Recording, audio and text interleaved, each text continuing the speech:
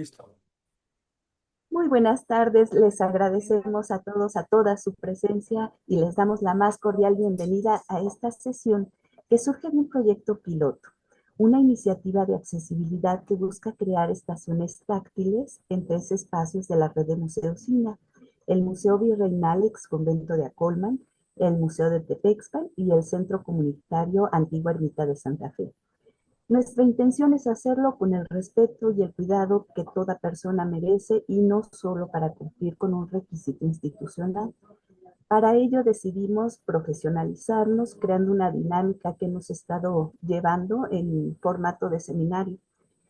Y como pertenecemos a una generación que creció con el movimiento zapatista, llevamos tatuada en el corazón la consigna de un mundo donde quepan todos los mundos.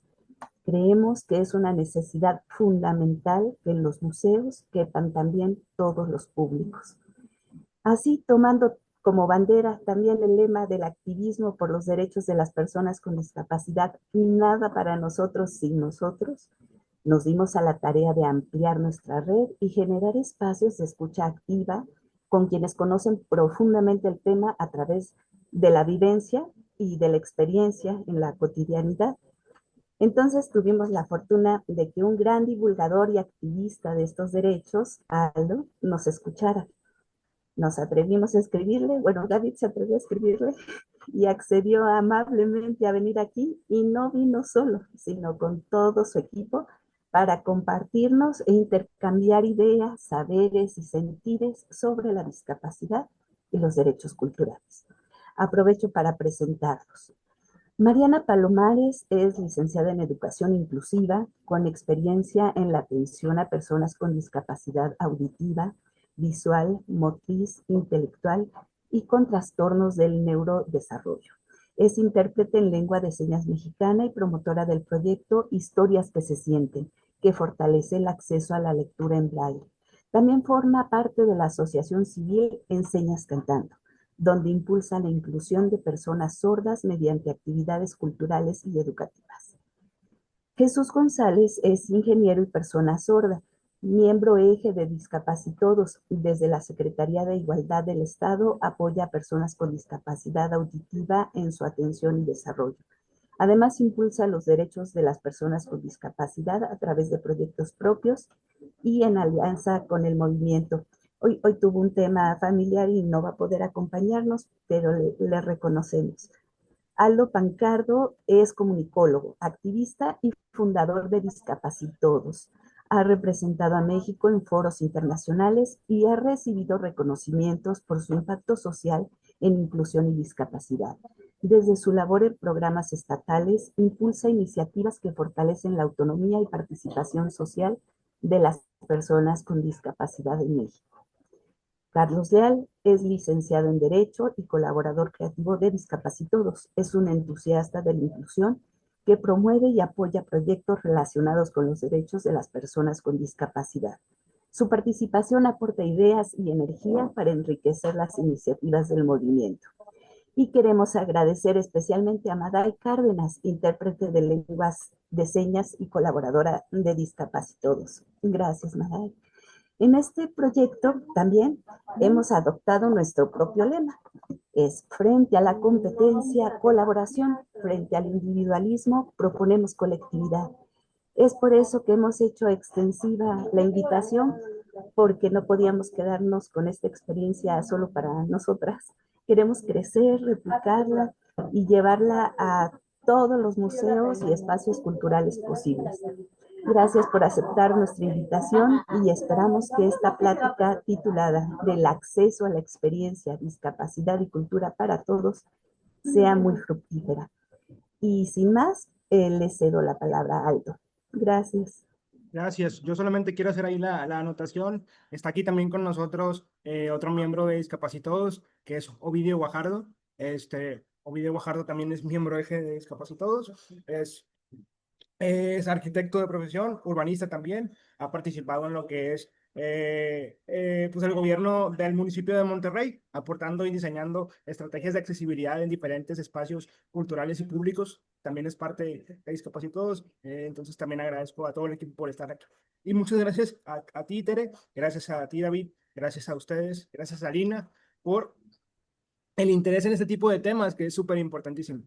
Y pues bueno, del acceso a la experiencia, discapacidad y cultura.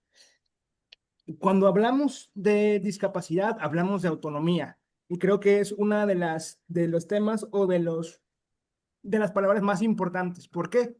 Porque se trata de que una persona con discapacidad, independientemente de qué discapacidad sea la que tenga, pueda acceder a espacios públicos, hablando en este contexto específico, a experiencias culturales, por supuesto, entre otras cosas. Porque no es algo externo, es un derecho de cada persona, tenga o no discapacidad. Es por eso que este tipo de espacios se vuelven importantísimos y agradecer a instituciones como ustedes que abren estos espacios. ¿Por qué es importante los espacios culturales para todas las personas? Bueno, vamos a tener un poquito de contexto. A nivel país, hay estimaciones, según el INEGI del 2020, que eran alrededor de 6.1 millones de personas con discapacidad. Sin embargo, yo les puedo asegurar que esa cifra no ha hecho más que aumentar en estos 5 años que ha habido desde el 2020 hasta el 2025. Es más, hay estimaciones que dicen que estamos alrededor ya o tocando ya los 7 millones de personas con algún tipo de discapacidad. En Nuevo León, y se me hizo muy importante mencionarlo también porque nosotros radicamos en Nuevo León, el equipo radica en Nuevo León, eh, personas registradas en el último censo del INEGI del 2020 eran aproximadamente 220,000.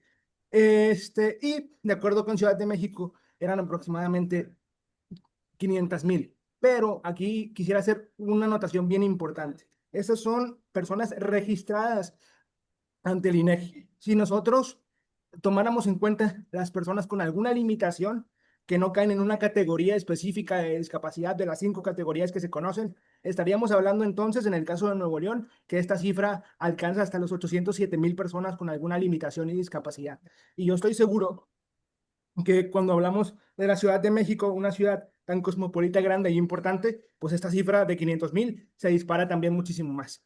Entonces, hablamos de que este no es un grupo minoritario, nunca lo ha sido y va a seguir aumentando con el tiempo porque siempre van a haber, ya sean algún tipo de discapacidad por nacimiento, por algún tipo de enfermedad, por algún tipo de accidente. Entonces, eso habla por qué este grupo es importante, considerarlo para todo tipo de servicios, para los servicios educativos, para los servicios de salud, también para los servicios culturales, como es en este caso. Y algo que se nos hace bien importante es mencionar el tema de cuántos turistas aproximadamente visitaron en 2024 la Ciudad de México. ¿Por qué? Porque mencionábamos ahorita que la Ciudad de México es grande, es una de las ciudades más grandes del mundo, es cosmopolita y es, francamente, cuna de cultura en México, por supuesto. Entonces, atrae muchísimos visitantes, visitantes diversos, con diferentes tipos de características físicas, mentales y sociales. Es por eso que cuando hablamos no solamente de acceso, hablamos sino de experiencia. Porque por supuesto a través de estos 20, 30 años que se están hablando de la inclusión, hemos hablado del acceso a los recintos, a los establecimientos, hemos hablado de lo que son estas adaptaciones. Pero también deberíamos de hablar, y precisamente esto va cuando nos invitaron Tere y David, de cómo vamos más allá, de cómo cambiamos esto para que realmente sea una experiencia completa, una experiencia 360. Y hablando de turistas, son aproximadamente 45.3 millones de turistas en la Ciudad de México en 2024. Esta es una cifra, híjole, importantísimo y súper grande. Y esto nos deja ver realmente por qué sería, pues ahora sí, una necesidad, no tanto una iniciativa, sino una necesidad, que los servicios culturales para dar a conocer nuestra cultura como país pudieran ser realmente accesibles, no solamente acceso de establecimientos, sino de una experiencia total. Vamos a darle a la siguiente. Y bueno, ¿qué entendemos por discapacidad y cultura? Voy a hacer aquí una pausita nada más para darle entrada a las personas que también se van conectando, para que no se queden ahí afuera. Este, y agradecerles a todos los que se van conectando también. Perfecto. ¿Qué entendemos por discapacidad y accesibilidad cultural? Yo sé que muchos de ustedes probablemente ya lo sepan, pero nunca está de más repetirlo porque existen diferentes tipos de definiciones y cada una abarca, pues ahora sí que diferentes tipos de espectro o de visión, por ejemplo. La definición que nosotros tomamos en este caso es la definición de la discapacidad según la ONU, que dice que la discapacidad resulta de la interacción entre personas con limitaciones y barreras debidas a la actitud y el entorno que evitan su participación plena y efectiva en la sociedad en igualdad de condiciones con los demás. El punto clave en esta definición que nosotros resaltamos es que no es la persona la que presenta una limitación o no es la persona la que está limitada, sino que es el entorno el que la discapacita. De ahí que venga conceptos como un entorno discapacitante. Y precisamente por eso empezó toda esta pues necesidad de adaptar estos espacios para que los entornos fueran para todos, no fueran entornos discapacitantes. Ahorita Ovidio, que es el especialista en eso, va a hablar del tema de la accesibilidad universal, que como su nombre lo dice, es accesibilidad para todos. Pero después por eso, a través del tiempo, vamos cambiando de este entorno discapacitante a un entorno inclusivo, a una experiencia total. Ahora, el impacto de la exclusión, solamente para tomar en cuenta esto, ¿no? La falta de accesibilidad, yo creo que muchos lo sabemos, pero tampoco está de más recordar. La falta de accesibilidad no solo excluye, sino que también limita el impacto, la relevancia de los espacios culturales. Les voy a contar una historia que va muy acorde a esto. Yo o nosotros como equipo hicimos nuestra tarea antes de poder dar pues esta plática y nosotros fuimos a visitar algunos museos acá en Nuevo León donde tienen su casa y nos dimos cuenta que faltaban muchos temas en términos de accesibilidad experiencial para las personas con algún tipo de discapacidad en los museos, en los espacios culturales. No había, por ejemplo, audios descriptivos, no había vaya, descripciones de las obras en braille. No había nada de eso en los tres museos en los cuales visitamos nosotros acá en la ciudad de Monterrey, Nuevo León. Entonces, precisamente ese es el impacto de la exclusión que les mencionaba hace un instante, ¿no? Y por eso es importantísimo hablar de este tema, porque pues esto tiene un impacto y relevancia en estos espacios culturales. Hablamos del arte no como algo más que un derecho, porque el arte no es una herramienta terapéutica para las personas con discapacidad, es un derecho cultural como para cualquier otra persona. Es como cuando nosotros hablamos de derechos para lo que es una persona que transite libremente, sin ningún tipo de objeto, sin ningún tipo de obstáculo en la ciudad. Existe un derecho que es el derecho al libre tránsito, independientemente de qué características físicas tengas tú. Y no es espérate, voy a hacer una adaptación para ver si yo puedo hacer algo. No, deberían de haber este tipo de adaptaciones. Y entonces nos topamos con una problemática principal que es, si bien existen leyes, iniciativas que están en papel, ¿qué es lo que nos falta? ¿Qué es lo que nos está deteniendo para poder realmente implementarlo en la vida real y tener un impacto social y, por supuesto, cultural? Ahora, esto como contexto, pero me parece bien importante y también algo que nos pidieron el equipo de Lina, que puede ser que ya lo sepan, pero es importante también resaltarlo. ¿Qué se debe y qué no se debe hacer cuando nosotros estamos en contacto con una persona con alguna discapacidad, independientemente del tipo de discapacidad que está presente? ¿Qué se debe hacer? Muchos de ustedes ya lo pueden saber, pero es preguntar antes de ayudar. Algunas personas dicen, no, pues yo veo a alguien que necesita un apoyo, yo voy y lo ayudo. Pero para la mayoría de las personas con discapacidad, todos los días representa un reto. Y para la mayoría de las personas con discapacidad, en la búsqueda de ese concepto tan importante que les decía al principio, que es la autonomía, pues este reto le ayuda a desarrollar a la persona y al cuidador, porque también en esta ecuación encontramos el cuidador, esa autonomía para cada persona, ¿no? Ofrecer materiales accesibles es lo que se debe hacer. Esto lo acabamos de ver y por eso es importantísimo. Braille, subtítulos, pictogramas desde el inicio, audios descriptivos, videos con lengua de señas, por decir algunos, ¿no? También hablamos de capacitación al personal. Eh, sí, Gaby, claro que sí. Les puedo compartir la presentación, no tenemos problema. Hablamos de capacitación al personal en temas de trato digno, herramientas básicas de inclusión. ¿Por qué? Porque cuando hablamos del acceso a la experiencia, es, sí, podemos tener el espacio lo más adaptado posible. Sí, podemos tener esos que les digo, braille, subtítulos, pictogramas, videos, audios descriptivos, pero la experiencia se limita si no terminamos de cerrar el círculo. ¿Cómo cerramos ese círculo? Capacitando al personal en trato digno, en respeto, en herramientas básicas, como tú tratarías a cualquier otra persona. Por supuesto, dependiendo del tipo de discapacidad, necesitaríamos tener consideraciones especiales. Pero para cerrar un círculo virtuoso, por así decirlo, en tema de experiencia total, en cualquier entorno, no tiene que ser un entorno cultural, hablamos de la importancia de capacitar al personal y de no solamente informarlo ni tomar acciones a lo mejor en lo que es el entorno, sino también al personal. Escuchar a las personas con discapacidad.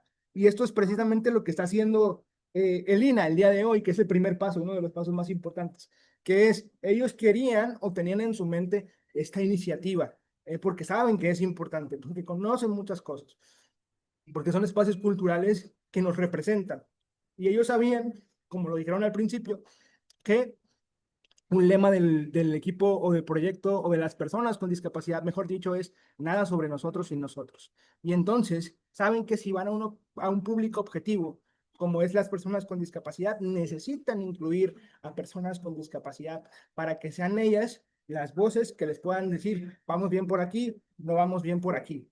Muchas veces ha pasado que hay iniciativas que tienen como objetivo ayudar a las personas con discapacidad, pero ¿qué pasa?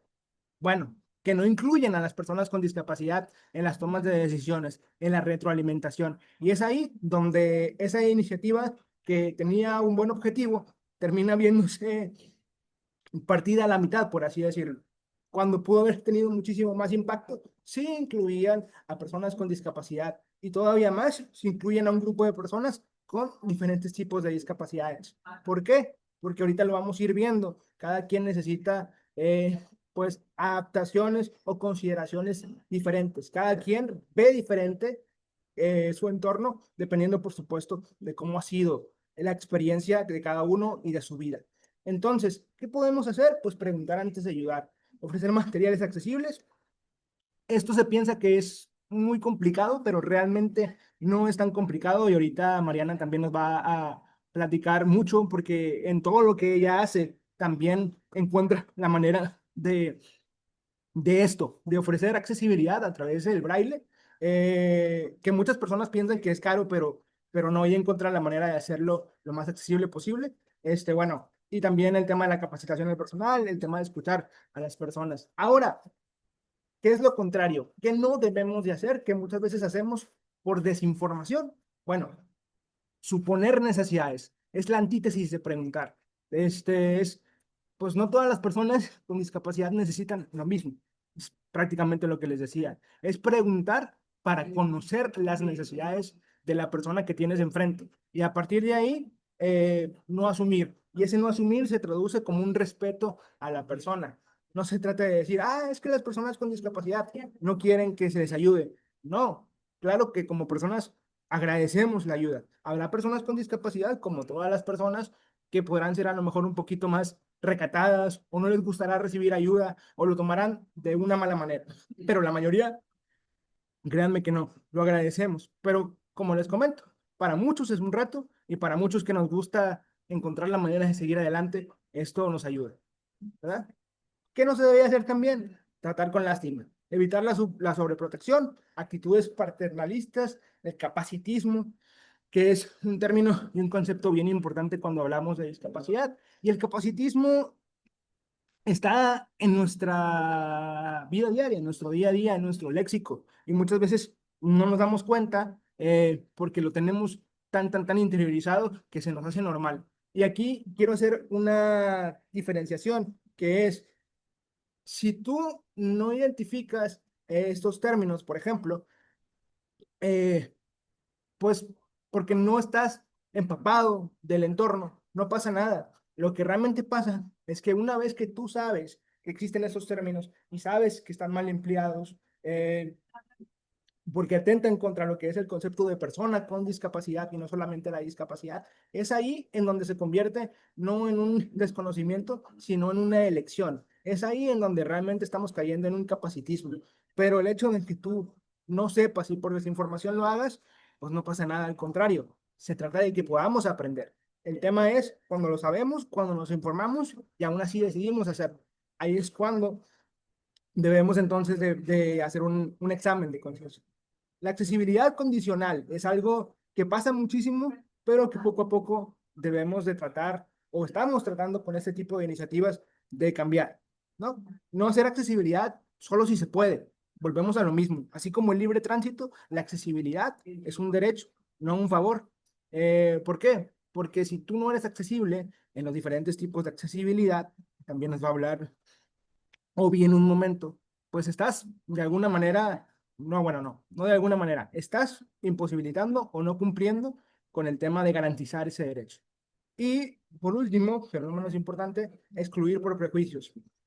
Como les comento, y esto va muy encadenado al tema del tratar con lástima, de suponer de dar términos capacitistas. Muchas veces tenemos prejuicios porque no conocemos, porque nuestro entorno no está relacionado directamente con una persona con algún tipo de discapacidad o porque pues no cuidamos de alguien que necesita un cuidado específico y eso puede hacer que caigamos en prejuicios. Eh, y volvemos a lo mismo, o vuelvo a lo mismo. Para mí, realmente el tema no es si tú excluyes por un prejuicio o si tú no sabes algo en particular.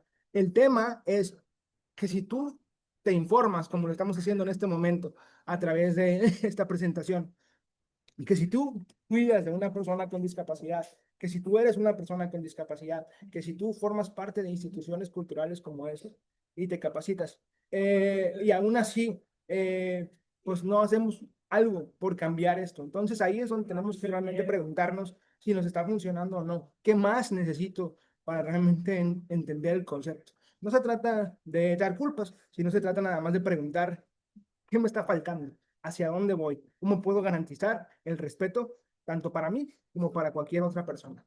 Hasta aquí voy bien, ¿verdad? ¿O voy muy rápido? Díganme, por favor. Alguien que me levante la mano, que me diga, sí, vas Va, bien, no, no vas bien. va bien, va bien. Perfecto. Con este. Perfecto, va.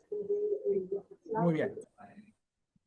Ahora, algo bien importante que es, ¿qué se está haciendo fuera de México? Porque hablamos de espacios culturales, hablamos de accesibilidad, hablamos de experiencia, sí, pero muchas veces para poder mejorar tenemos que tener un horizonte, por así decirlo. Entonces, siempre hay que ver qué se está haciendo fuera de México. Pues unos ejemplos por aquí. Creo que aquí en la presentación no se ve completo por la pantalla, pero ahorita les voy a ir explicando, no se preocupen. Estamos o encontramos el Museo de Austria, ¿verdad? Un museo que tiene vistas táctiles, recorridos guiados con audiodescripción y asistencia emocional. Esto está en Viena. ¿Esto en qué? En temas de accesibilidad y no solamente acceso, sino de experiencia para personas con discapacidad. En España, en el Museo del Prado, desarrollaron una aplicación accesible con materiales para discapacidad visual e intelectual y recorridos autónomos con lectores de pantalla. Yo quiero hacer una pausa aquí porque acabamos de encontrar una palabra que para nosotros se nos hace bien importante, que es recorridos autónomos con lectores de pantalla. Muchas veces nos encontramos, por supuesto, que en los museos capacitamos al personal para visitas guiadas y recorridos, y eso está perfecto, porque también se convierten en una red de apoyo o de sostén para algún tipo de problema que vayan, que pudiera, pues, salir. Pero, hablando de discapacidad y hablando de autonomía y hablando de derechos, el tema de poder encontrar un punto medio en los recorridos autónomos con lectores de pantalla se vuelve bien importante. ¿Por qué? Porque es como cuando vamos a cualquier otra cualquier parte del mundo, ¿no? O de México. Muchas veces Hay personas que prefieren tener recorridos guiados y hay personas que prefieren ir a su ritmo y conocer a su ritmo y aprender a su ritmo y experimentar a su ritmo. Entonces, me parece bien que tengamos el tema de estas visitas guiadas, pero creo que también pudiéramos ir apuntando hacia cómo podemos ofrecer que una persona con algún tipo de discapacidad pueda decidir tomar su tiempo para recorrer espacios específicos de nuestro espacio cultural o de nuestro museo. En Reino Unido, por ejemplo, está el Museo de Ciencias y implementaron un programita que se llama Quiet Hours, horas silenciosas por la mañana. Esto para personas con autismo y neurodivergencia. Y esto es importantísimo porque, y lo voy a decir aquí porque la verdad es que es lo que es, cuando estábamos armando esta presentación y por supuesto lo estábamos revisando con el equipo, Mariana nos hizo ahí una anotación, dijeron, oigan chavos, vamos muy bien con el tema de discapacidad visual, con el tema de la discapacidad auditiva, a lo mejor inclusive física, pero ¿qué onda con la discapacidad intelectual o qué onda con el tema del autismo, las neurodivergencias? Y la verdad es que es bien importante, porque algo que digo mucho es que mucha gente piensa que nosotros por tener discapacidad en mi caso, o por trabajar con la discapacidad, automáticamente sabemos todos. Mucha gente piensa que no nos podemos equivocar, mucha gente piensa que a lo mejor, pues, no caemos en algún tipo de error y no, todo lo contrario. En lo personal, yo les puedo decir que por supuesto que sigo aprendiendo de este tema tan diverso, porque yo entiendo desde mi discapacidad y este viaje en donde me han acompañado las personas de mi equipo, me han hecho entender este tipo de cosas. Y de repente me encuentro en situaciones como esta, en donde, por la premura probablemente, o a lo mejor estábamos dejando o estábamos sí, por así decirlo, dejando fuera qué podemos hacer o qué podría hacerse para personas con neurodivergencia, que también es importante mencionarlos.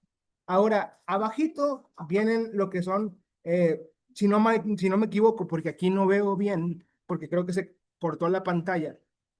Abajito incluimos museos, que es el Museo de Brasil, si no mal recuerdo. ¿Ustedes también ven la pantalla hasta donde yo la veo o si la ven completa? Es pregunta. Se ve cortada también, Aldo. Sí, ¿verdad? Se me hace que es el tema Sí, de... nada más creo que trata de deslizarlo con los dedos saldo hacia abajo y A creo ver, que a lo mejor lo puedes ver. Si no, aquí abro y menciono los museos que tenemos. si lo puedes abrir, por favor, porque no me está dejando. Sí, em, aquí está. Está, bueno, de los museos que comenta Aldo, tenemos el de Estados Unidos, que es el Smith, ay, no veo, Smithsonian Institution, accesibilidad digital completa con tours sensoriales y con materiales en American Sign Language, que aquí como complemento debemos recordar que cada país tiene su propia lengua de señas. Por ejemplo, en México tenemos la LSM, que es la lengua de señas mexicana, en Estados Unidos, que es la American Sign Language, y así cada país tiene la suya, y también tienen herramientas de navegación autónoma para los visitantes. En Brasil tenemos en más Sao Paulo, se llama el museo y está la mediación cultural inclusiva con materiales en braille y la formación de guías con discapacidad. Esto por parte de Brasil. Y en Colombia está el Museo Nacional, que tiene talleres adaptados con visitas guiadas con intérpretes comunitarios y con pictogramas, que es lo que se mencionan en museos de Latinoamérica y pues también tenemos en Estados Unidos. Muchas gracias, Mariana. Gracias. Gracias ahí por el apoyo. Específicamente, entonces, vemos cómo pues también hay iniciativas en lo que es Latinoamérica hacia el tema de la accesibilidad y la experiencia completa en espacios culturales, no solamente en Europa, como es Austria, como es España, como es Reino Unido, sino también ya lo que mencionó Mariana. Entonces, vemos por fuera, vemos hacia dónde vamos. Bueno, ¿qué pasa acá? Pues en México, ¿no? ¿Qué hay en México? ¿O qué se está haciendo? Los casos destacados, que yo estoy seguro que pues ustedes que viven en Ciudad de México, Mariana que ya lo ha visitado, Obi que ya lo ha visitado, Jesús que ya lo ha visitado. Yo, la única vez que fui a Ciudad de México no tuve la oportunidad de visitar el Sumaya, pero el Museo Sumaya es un ejemplo, un caso destacado en temas de accesibilidad, en experiencia, porque además de la accesibilidad arquitectónica, cuenta con pantallas con intérpretes reales que están grabados explicando lo que son las descripciones de las obras o las guías o las pinturas y tiene visitas guiadas inclusivas. Entonces, si se dan cuenta o nos damos cuenta que aquí el Museo Sumaya hizo una mezcla, este punto específico en donde yo les comentaba que sí hacen visitas guiadas, pero también cuentan con el tema de intérpretes grabados explicando cada obra o cada área o cada pintura. Y entonces eso permite que una persona pueda decidir, él o el cuidador, de si van acompañados, o, discúlpenme, o si van solos, experimentando y conociendo del arte y la cultura. Ahora también existe, ustedes me dirán si no, el Museo de la Memoria y de la Tolerancia, que hasta donde investigamos, tiene contenido en lengua de señas mexicana y señalética visual adaptada. Ahora, esto es lo que se está haciendo en México y acabamos de ver qué es lo que se está haciendo en parte de Europa y en parte de Latinoamérica. Entonces, nos hacemos la pregunta, o viene realmente cuáles son los retos actuales en México, hacia dónde vamos, qué nos falta. Está el tema de los recursos limitados y aquí le voy a pedir yo a Obi que me ayude ahora porque también aparece cortado. O si no, Mariana, tú que tienes abierta la presentación, ¿me puedes ayudar con los retos actuales en México, por favor? Ujú. Sí, bueno, en retos actuales que tenemos aquí en México, pues uno es, como mencionaba Aldo, los recursos que están limitados. Nos habla de que la mayoría de los museos en este país, aquí en México, no cuentan con el recurso o con la formación para la atención con personas con discapacidad. Y si lo podemos ver, bueno, al menos como ya comentó Aldo, en los museos de aquí de Monterrey, pues sí es un poco compleja pues esta parte, ¿no? Para las personas con discapacidad. Tenemos también lo que es la accesibilidad parcial, que habla sobre la escasa implementación de la accesibilidad cognitiva y sensorial. Esto en la implementación de la accesibilidad cognitiva, yo platicando con el equipo, sí fue bueno, también tenemos esas discapacidades, pero hay que ver también la intelectual, lo que implica la cognición de las personas y la parte sensorial. A veces en los museos las descripciones que tenemos son muy complejas, que inclusive a veces nos cuesta un poco a nosotros como entenderlo, ¿no? O sea, lo leemos varias veces y es bueno, déjame lo vuelvo a leer para entender bien, veo la pieza, y lo entendemos. Pero también debemos de pensar en las personas que a lo mejor tienen la cognición implicada y decir, bueno, ¿cómo esto nosotros que tenemos en este museo podemos hacerlo más accesible y de un fácil entendimiento para las personas que tienen una discapacidad intelectual y la sensorial? Muchas veces nos pasa que decimos un museo es como un lugar seguro o un lugar tranquilo, pero a veces hay tantos estímulos auditivos, tantos estímulos visuales, que a personas con alguna neurodivergencia o con problemas sensoriales les puede generar un poco de estrés o inclusive ansiedad o detonar alguna crisis. Y Perfecto. tenemos la falta de estándares, que es la ausencia de protocolos estandarizados a nivel nacional, ya hablando un poquito más sobre la capacitación.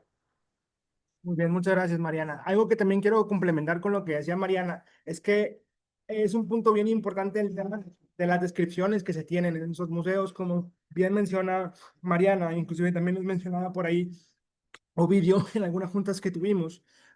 Existen alternativas y que ya están probadas, que es el tema de la lectura fácil. La lectura fácil es un sistema precisamente para facilitar la comprensión del contenido para personas con discapacidad intelectual. Pero no nos quedemos ahí, porque muchas veces, y ahorita lo va a hablar también Ovidio en el tema de la accesibilidad universal, pensamos que esto solamente va dirigido a el grupo de personas con discapacidad. Y no, también vamos a hablar de lo que son turistas que a lo mejor quieren leer en español, pero es complicado para ellos entender. Si nosotros utilizamos el sistema de lectura fácil, podemos hacer que ellos vivan una experiencia a lo mejor no sensorial, pero sí más completa. Hablamos también de lo que son los adultos mayores, de lo que son los adultos que a lo mejor no tuvieron una oportunidad de educación que les permitiera entender a lo mejor como textos muy complejos, muy descriptivos, con palabras, pues, no sé, con un vocabulario muy avanzado, por así decirlo. Entonces, cuando hablamos de implementar, como lo decía Mariana, estrategias o herramientas, nos encontramos con la lectura fácil, que sí, está pensada inicialmente para personas con discapacidad intelectual, pero termina aportando y ayudando a no solamente el grupo de personas con discapacidad, sino también a todos. Y precisamente eso pasa cuando hablamos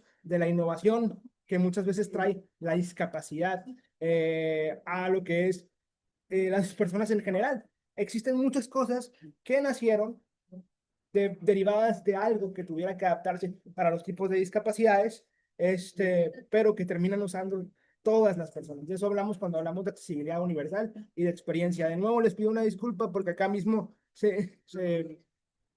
¿cómo se llama? Se corta, pero no sé si tú, Obi, puedas, bueno, tú, Mariana, primero vas y luego vamos a ver si Obi puede abrirlo para que también podamos leerlo como debe de ser. Ok, muy bien. Bueno, pues iniciamos con las recomendaciones por el tipo de discapacidad.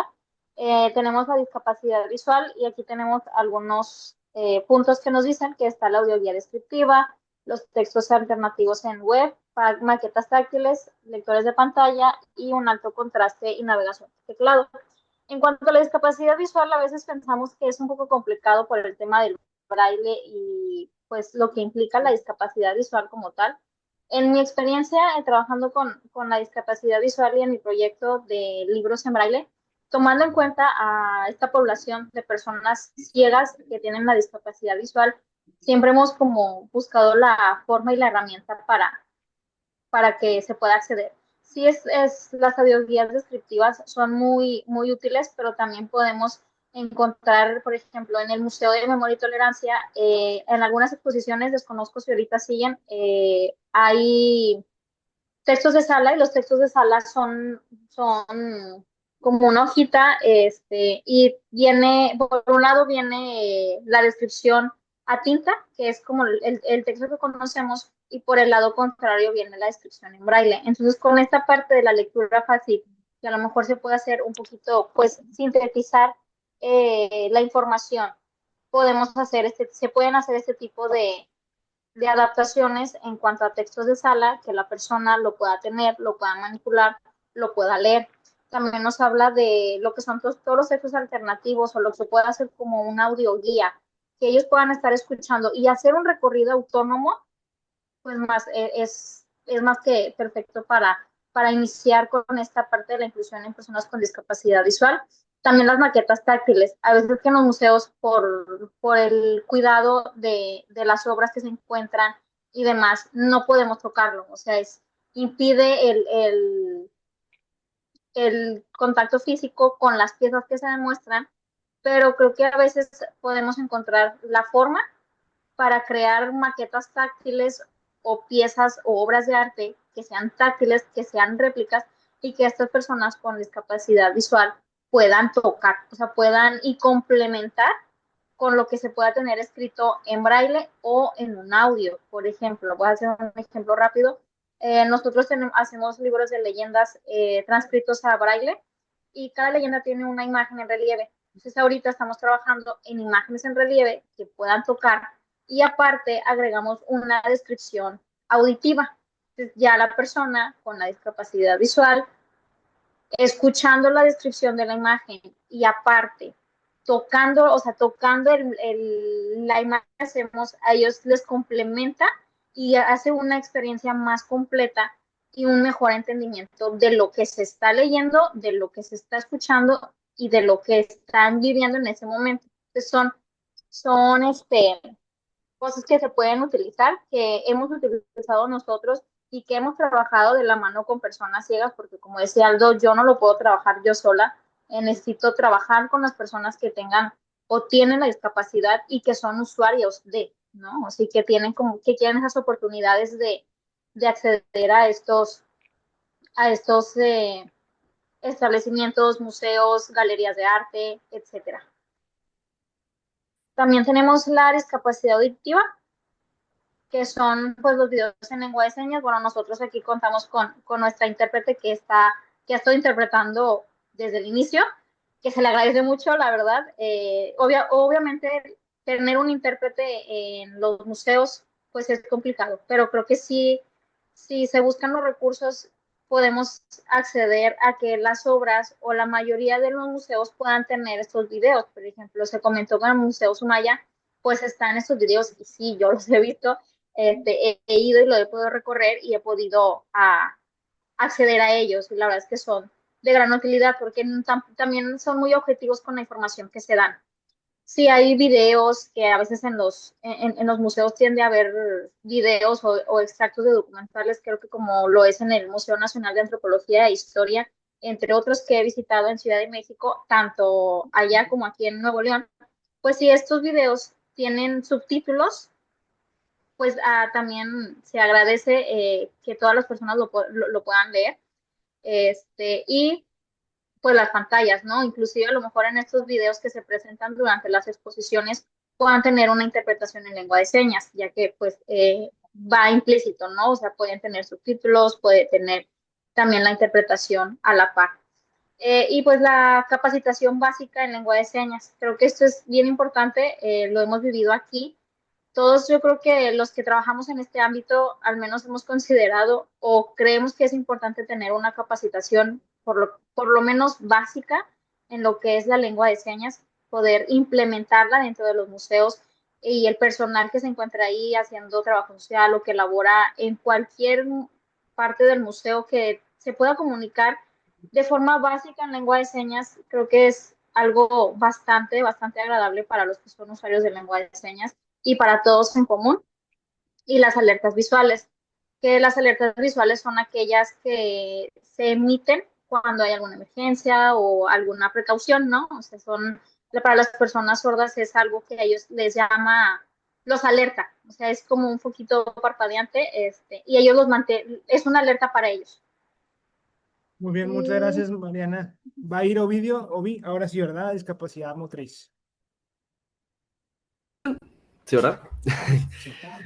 Sí, de hecho, quisiera empezar con algunos como puntos básicos que ya hemos tocado a lo largo de esta plática, pero para, pues, otra vez como que reforzarlos, y es, ¿qué es la accesibilidad universal? Porque de aquí parte todo, y es que a una definición un poquito más desarrollada, es que la accesibilidad universal es aquella condición que deben cumplir tanto los entornos como los procesos, los bienes, productos o servicios para que todas las personas puedan participar de manera autónoma. Y esta palabra autónoma la hemos escuchado también bastante en el transcurso de esta plática porque es muy importante.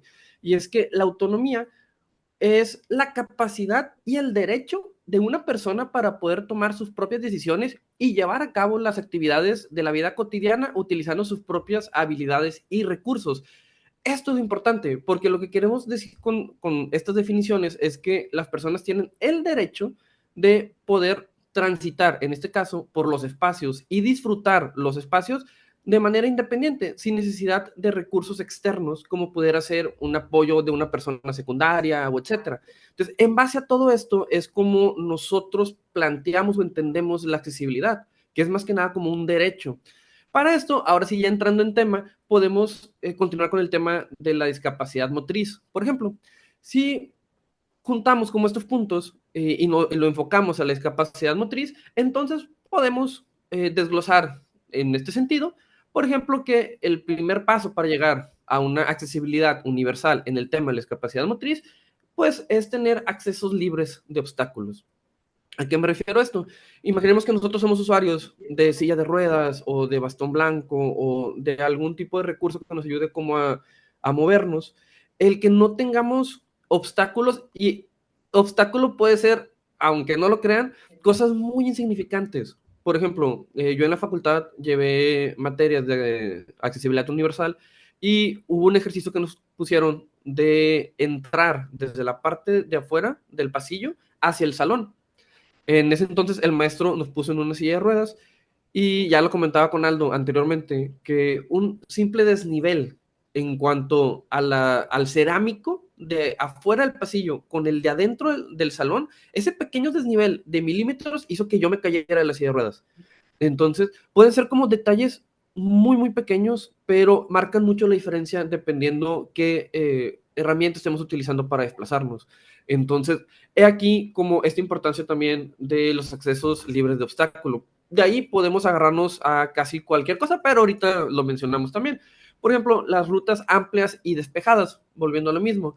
No sé si aquí los presentes, alguien a modo recreativo o de modo diario utilicen una silla de ruedas, pero hay ciertas medidas como antropométricas, que son las medidas como naturales del espacio que necesitamos para movernos. Una silla de ruedas aproximadamente necesita entre 1.20 metros de largo y unos 80 centímetros de ancho. Este es como el puro espacio de la silla de ruedas.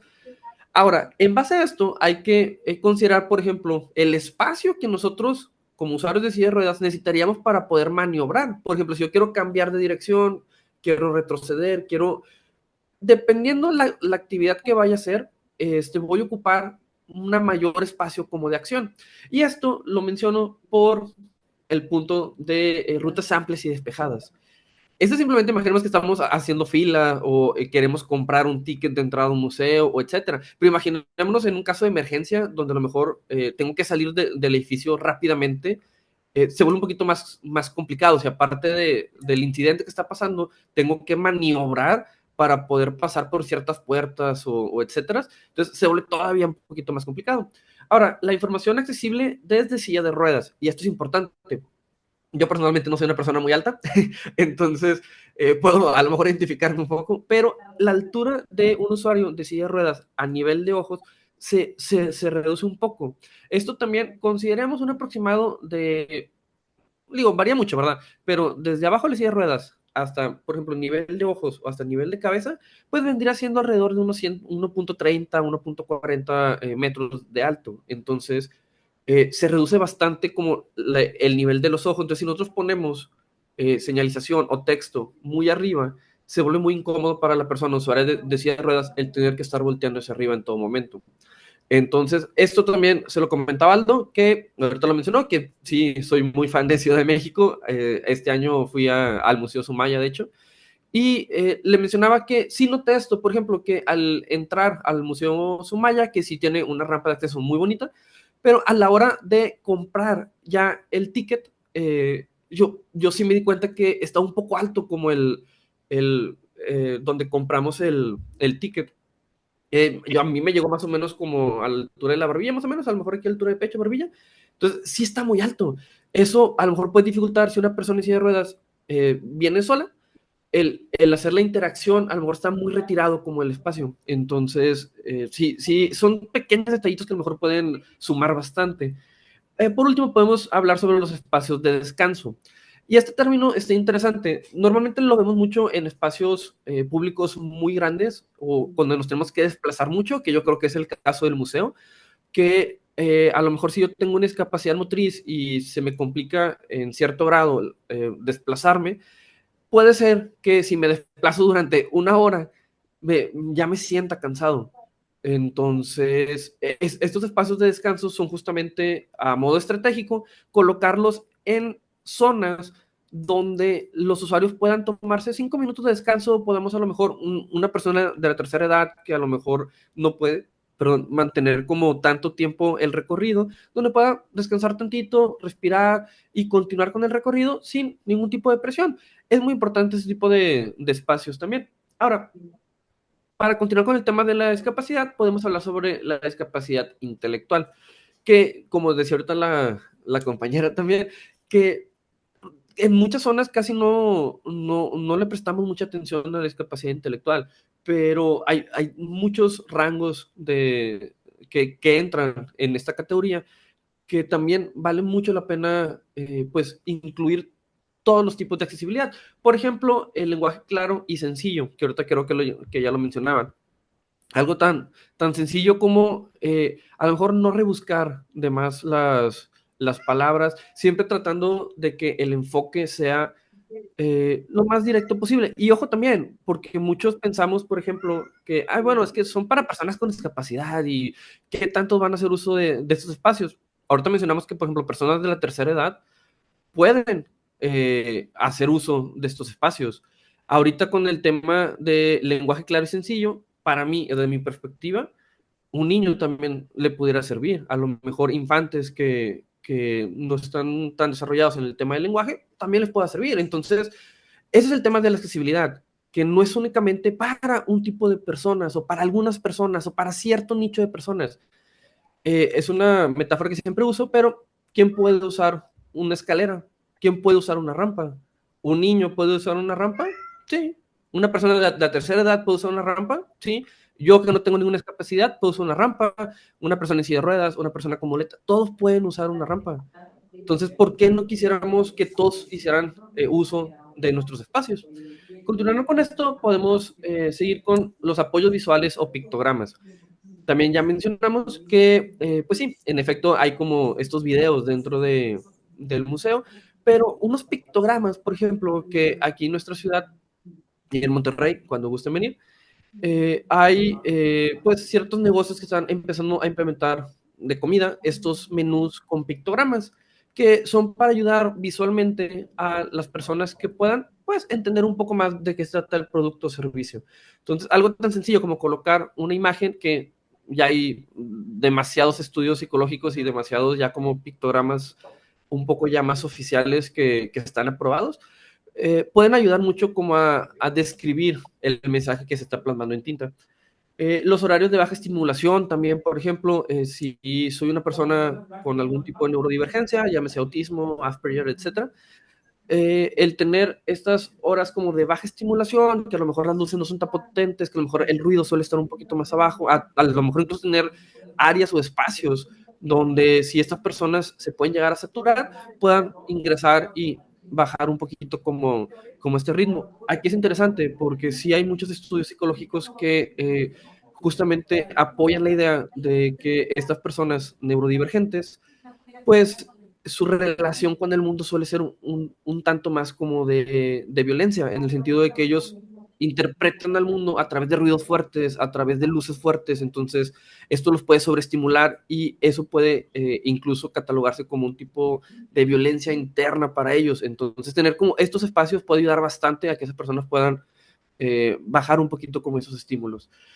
Ya por último, que es lo que mencionamos, como espacios tranquilos y previsibles, espacios en los que pues nuevamente como que esas personas ya tengamos como estos espacios diseñados exclusivamente para que puedan como desconectarse un poco, puedan bajar un poquito como todo eso.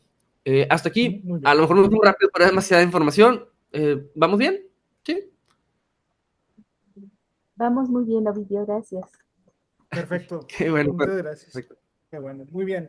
Seguimos entonces con la otra diapositiva, solamente que no sé si se ve. Voy a tratar de cambiarla para que también lo vean. Ahí me indican, por favor, si se ve. Si no, voy a dejar de compartir para volver a compartir para asegurarme de que se vea. Denme un segundo. ¿Se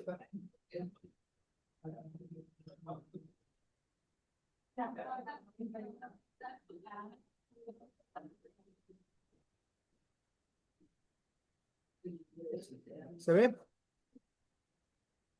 Sí, Se ve bien. Perfecto.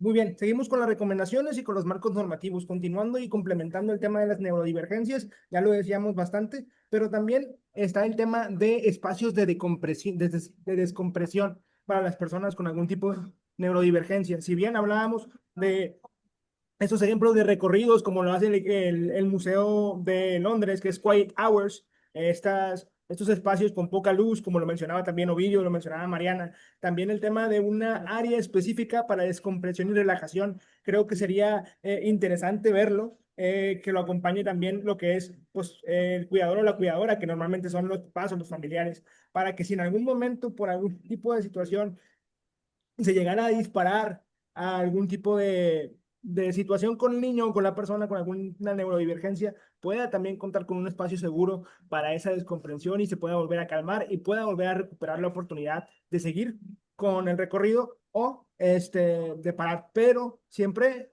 buscando y garantizando la seguridad de todos los que van a hacer este recorrido es importantísimo. Y otra cosa que nos hizo bien importante mencionar también es el tema, y lo mencionábamos al principio, de la capacitación del personal, pero me parece importantísimo a todos nosotros el tema de manejo de crisis en espacios culturales. Cuando estamos hablando de personas con neurodivergencias, podemos encontrarnos muchas veces por esta sobreestimulación. Cuando hablamos de neurodivergencias, hablamos de hipersensibilidad, también algún tipo de crisis. Entonces, capacitar al personal no solamente en el trato básico, como lo veíamos ahorita, que se debe y que no se debe hacer, poder a lo mejor no sé, designar cierto personal que va a estar en estos espacios específicos, a lo mejor designar una ruta, un espacio específico para la neurodivergencia y capacitarlos para el manejo de crisis en espacios culturales junto con su familia. Creo que sería algo que también pudiéramos pues, tratar de implementar, sería una iniciativa. Creo que ya se están implementando en algunos museos de Europa y pues bueno, hablando de innovación en el espacio cultural y de cómo asegurar una experiencia, creo que sería importantísimo. Hablamos también de normativa, porque todo esto que les estamos diciendo, que hemos estado platicando, no es solamente de, bueno, estoy viendo qué se hace afuera, qué estamos tratando de hacer aquí, qué podemos hacer allá. Existen normativas, existen leyes que han dicho a través de los años, y no solamente nuevo, qué es lo que se debe hacer. Y también lo mencionábamos al principio. ¿Qué es lo que nos detiene muchas veces? Porque existen estas iniciativas, pero ¿cómo los vamos a hacer realidad? ¿Cómo los vamos a realmente implementar? ¿No? Está la normativa mexicana, el NMXR 050 SSIF 2006. Lo más importante aquí es el tema del año. Imagínense si esta normativa estaba hace 20 años ya. En el tema de estándar de accesibilidad de espacios construidos en México, definiciones dependientes, como lo mencionaba Ovidio, como lo mencionaba el tema de anchos, de radios, de giro de rampas, hace más o menos ya 20 años. Y todavía nos topamos con el tema de que existen espacios o que no los contemplan o que los contemplan a medias o que probablemente pues no esté. Entonces, es este tipo de iniciativas, este tipo de espacios para recordar la importancia y qué vamos a hacer a partir de ahora para tratar de garantizar esto, que es un derecho de todas las personas, ¿no? Está también la guía de la UNESCO en el tema de lo que son, y hay una institución internacional de los museos, que está también el Museums for Equality, Diversity and Inclusion del 2020, promueve un diseño universal y participación activa en personas con discapacidad en los museos. Hablamos también ya con Ovidio del diseño universal y la participación activa, también lo veíamos en el tema de qué se debe y qué no se debe hacer al contemplar personas que sean pertenecientes a este grupo. Y la norma del ISO 21092 del 2021, aunque aplica para el turismo, aplica directo a los museos porque la información accesible, servicios y seguridad, la formación del personal es algo de lo que se habla. Y también mencionábamos esto, y lo veíamos en el equipo, incluir o no, hablar o no sobre turismo. Y por supuesto que debemos hablar sobre turismo cuando hablamos de cultura y accesibilidad y experiencia, porque al final de cuentas, estos espacios culturales no se pueden experimentar al máximo si no tomamos en cuenta eso. Si bien esta norma está diseñada para turismo, todo esto, toda esta experiencia cultural es turismo, es cultura y es patrimonio. Ahora, con todo esto que les acabamos de decir, con todo lo que Mariana dijo, con todo lo que Obi dijo, con todo lo que les compartimos, con todo lo que Jesús y lo que Carlos pusieron en esta presentación, que aún no nos pudieron acompañar, pero son parte de la presentación, la invitación es sencilla. La invitación es recordar una vez más que la accesibilidad no es un lujo, es un derecho. El arte y la cultura, como bien lo dice Ina, como bien lo mencionaron David y Tere al momento de buscarnos, debe llegar a todas las personas sin distinción. La inclusión no comienza con grandes presupuestos, comienza con acciones pequeñas necesarias. Una cultura accesible, como bien lo decía Ovidio, no se mide por la rampa de entrada, sino se mide por la experiencia completa que ofrecen todos, para todos los cuerpos y para todas las mentes y para todas las personas. Entonces, precisamente por eso decidimos que esta presentación de hoy se llamara de la accesibilidad a la experiencia cultural, que sería el siguiente paso. Y hablando de pasos, ¿cuáles serían nuestros pasos a seguir? Los pasos a seguir para ustedes que son colaboradores de Lina o entusiastas de la cultura, pues bueno, el tema es siempre un diagnóstico básico. Lo hablábamos con Ovidio, lo hablábamos con Mariana una vez que estábamos discutiendo el tema de un diagnóstico básico de accesibilidad para evaluar el estado actual de accesibilidad en tu espacio cultural. Y no hablamos ya solamente de accesibilidad física, sino completa, la formación de nuevo del personal en un trato digno y respetuoso, y por supuesto especializado, ya inclusive cuando hablamos de iniciativas de manejo de crisis para personas con autismo o en alguna neurodivergencia. Y pues los primeros pasos accesibles no tienen que ser súper costosos, que es una barrera que normalmente nos topamos. Es implementar señalética, perdón, un lenguaje claro a través de todo lo que mencionamos, a través del sistema de lectura fácil, a través de la subtitulación, a través de medidas básicas o audiodescripciones de las obras o de los espacios culturales, para que ahora sí nos aseguremos que todos puedan experimentar al máximo la cultura, una cultura tan rica y tan importante como lo es la cultura de nosotros, que es la mexicana. Y pues bueno, con esto yo y todo el equipo cierran la presentación el día de hoy. Agradecemos bastante a Tere, a David, a todo su equipo, a Lina y a todos ustedes presentes por aquí, por darnos su espacio y su tiempo para hablar el día de hoy. Esperamos que pues les sirva de algo. Muy contentos. Gracias. Muchísimas gracias, Aldo. Muchísimas gracias a ti, a Mariana, a Ovidio. De verdad es increíble, muy completo, muy enriquecedor. Hay mucho que aprender, mucho que hacer. Ojalá lleguemos pronto, ¿verdad?, a tener espacios culturales no discapacitantes con accesibilidad para todas, para todos, porque es un derecho. Y vamos ahora a la sesión de preguntas y respuestas. Pueden prender su cámara, levantar la mano o ponerlo acá digitalmente o abrir el micrófono, como ustedes quieran. Vamos participando.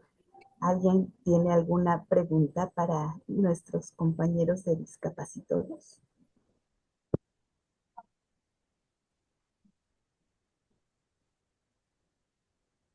No se amontonen.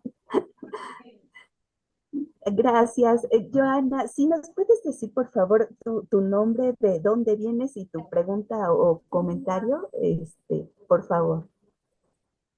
Claro que sí. Eh, bueno, actualmente estoy cursando el diplomado para guía de turistas ahí en la ENA, como parte de uno de los módulos representando la experiencia turística. Pues, de hecho, la profesora que nos brindó el módulo, pues nos compartió el enlace para que pudiéramos, eh, pues, estar aquí. Entonces, pues me parece que es una temática que ya tiene varios años. Creo que no ha habido un avance en general, sobre todo en la parte, pues yo lo veo que a nivel institucional, ¿no? Por ejemplo, el caso de las escuelas todavía están muy, pues por debajo del estándar de accesibilidad, ¿no? O sea, tuve oportunidad ahí de estar colaborando en una empresa privada, en una universidad privada, y pues bueno, algunos compañeros, alumnos, y inclusive nos tocó en una ocasión que también nos lastimamos y se nos complicaba subir escaleras, ¿no? Por ejemplo. O yo no dudo que pues con todo este ruido ambiental que tenemos comúnmente, pudiera llegar a ocasionarnos sordera, ¿no? En un momento dado, y ya no poder disfrutar las mismas experiencias culturales de la forma en que actualmente lo desarrollamos.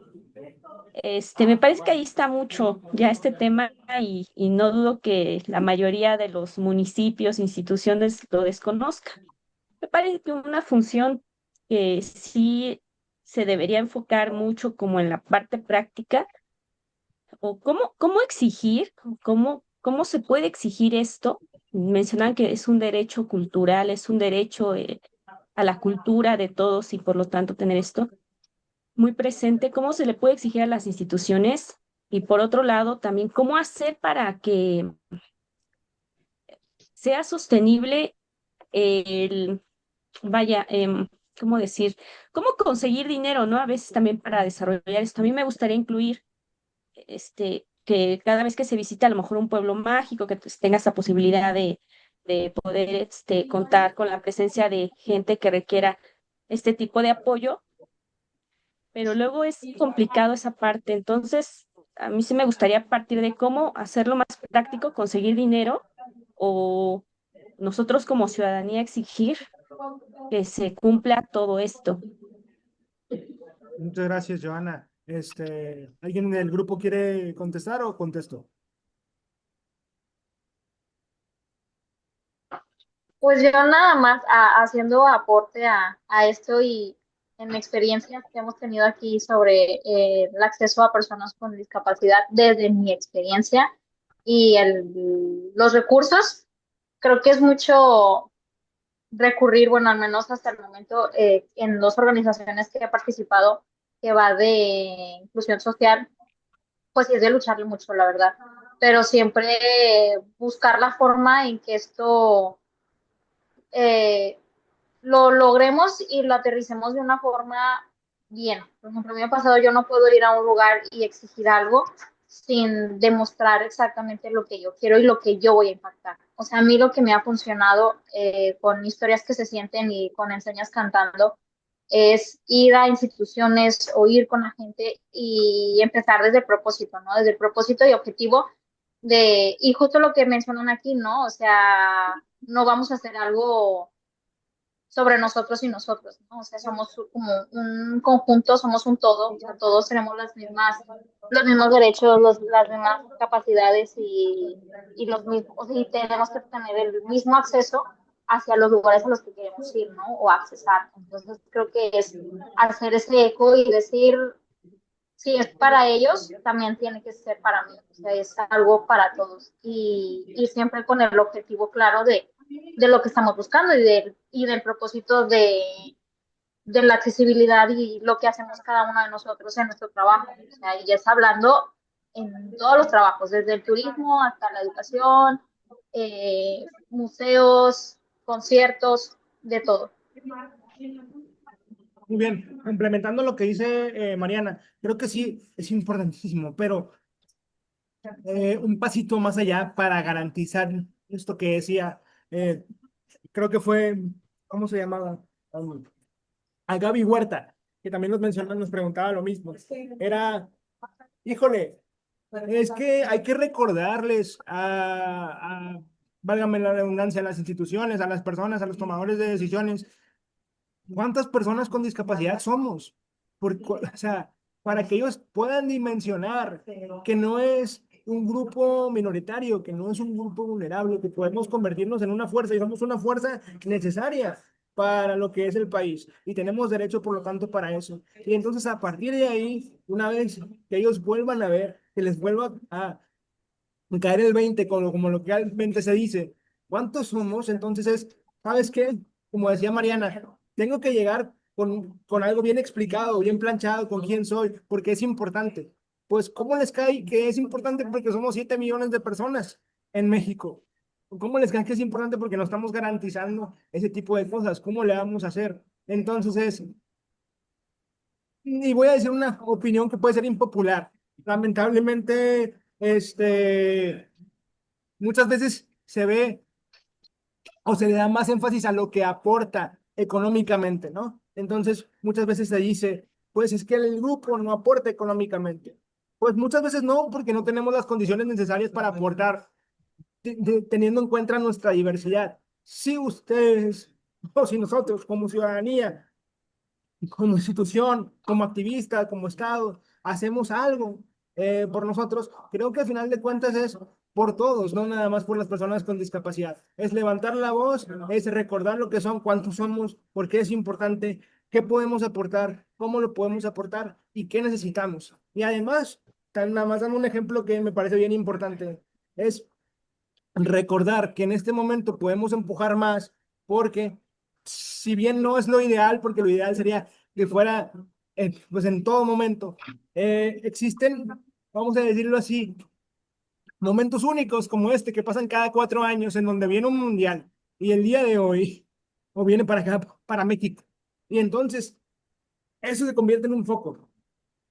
Si tienen 45 millones de personas, de turistas cada año, si no es mundial, ¿cuántos van a recibir ustedes turistas este año que viene el mundial, en donde el Estadio Azteca va a ser sede de un partido?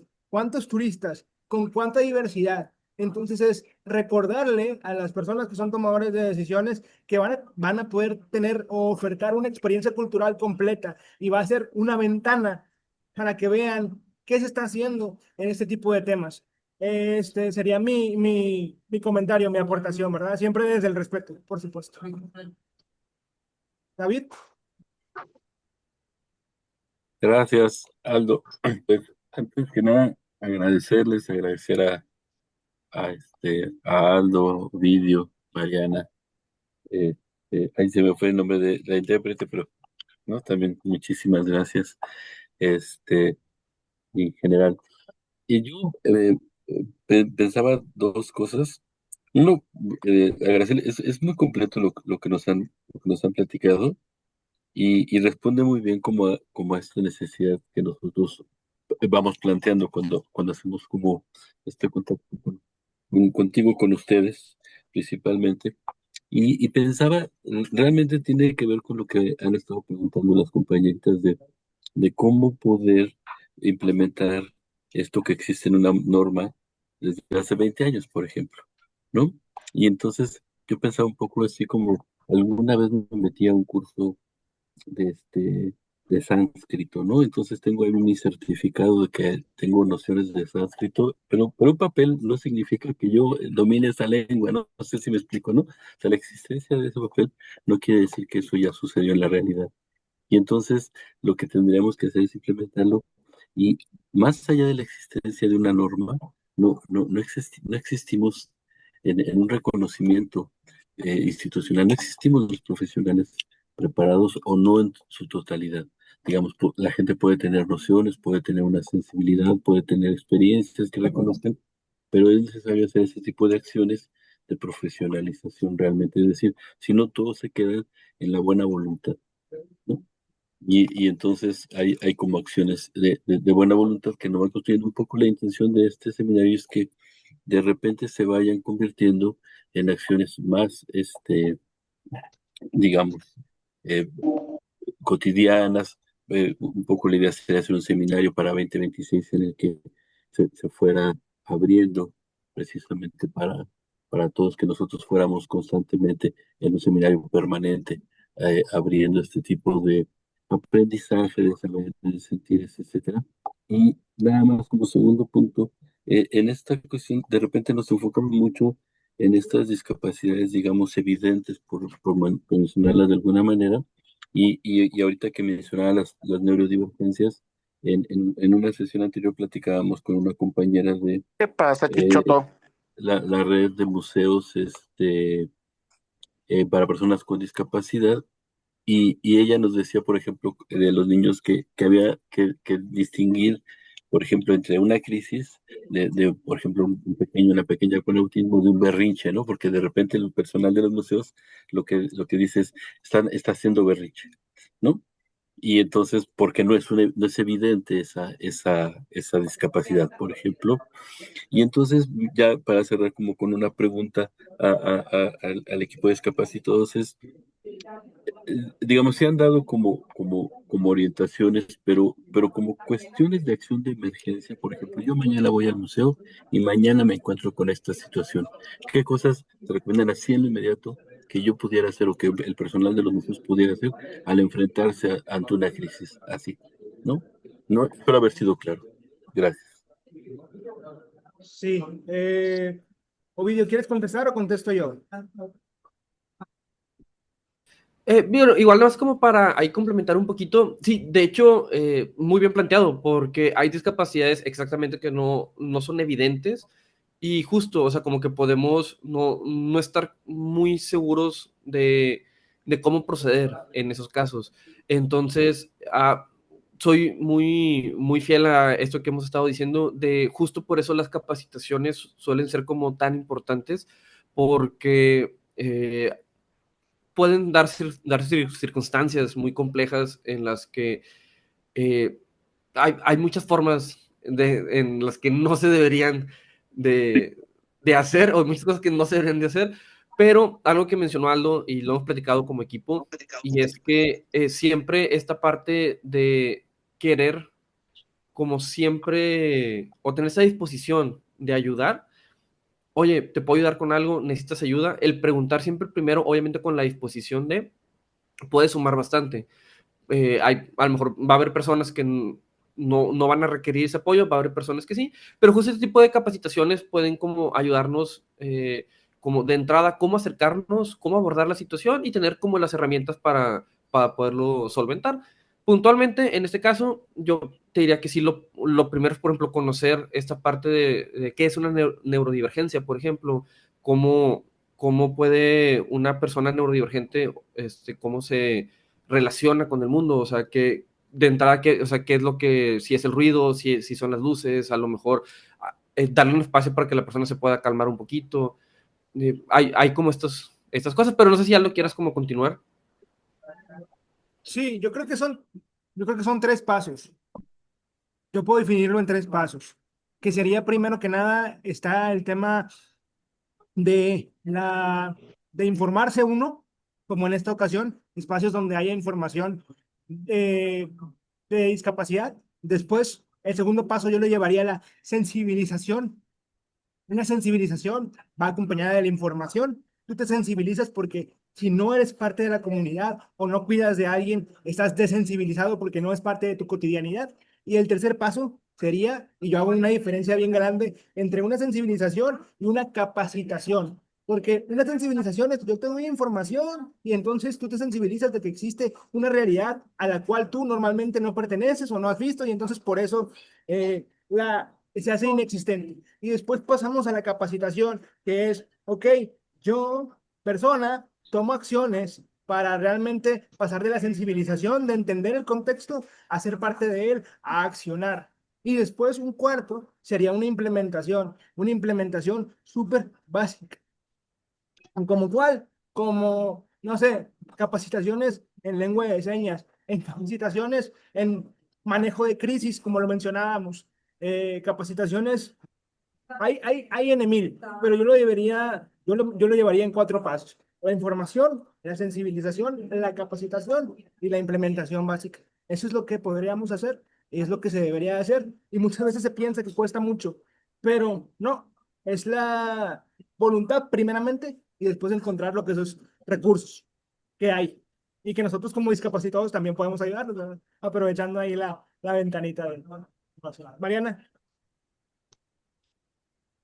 Nada más como complemento a eso, algo que a mí me ha funcionado mucho para entender más que nada cuando trato con niños con una neurodivergencia o adultos con una neurodivergencia, es yo tratar de ponerme en sus zapatos. O sea, por ejemplo, a mí hay cosas que, y creo que a todos hay cosas que a nosotros nos ponen en un momento de angustia y ansiedad, es simplemente ponernos en nuestros zapatos y decir, bueno, observo el lugar. Ustedes que conocen los museos de allá en los que elaboran los museos de Lina, yo ahorita me puedo poner a pensar en el Museo de Antropología, que me encanta.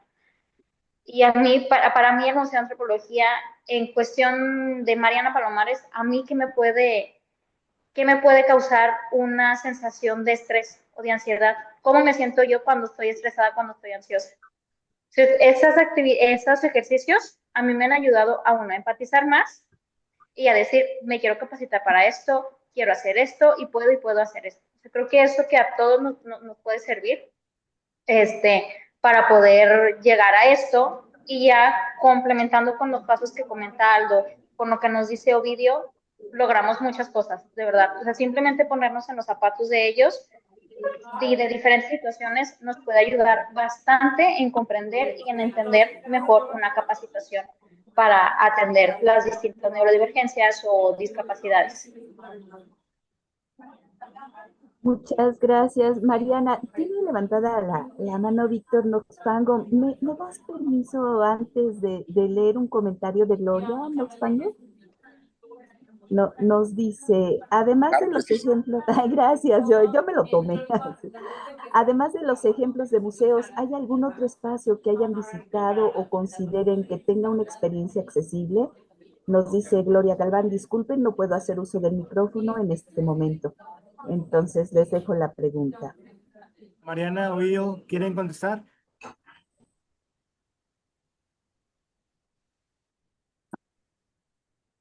Ustedes que salen más. Yo en mi caso, yo en mi caso de visitar algún lugar en donde se vea accesibilidad, pues ha sido, aquí en Monterrey es complicado en cuestiones de cultura y museos. Donde he encontrado un poquito más es justo en Ciudad de México, en el Museo Sumaya. Fui el año pasado, sí, el año pasado, pero este año pasado fue como 3, 4 veces. Creo que fue la de marzo, en Semana Santa. Fui con un grupo de amigas, todas somos maestras de educación inclusiva, y justo veíamos a un niño que nosotros creemos que tenía, bueno, tiene autismo.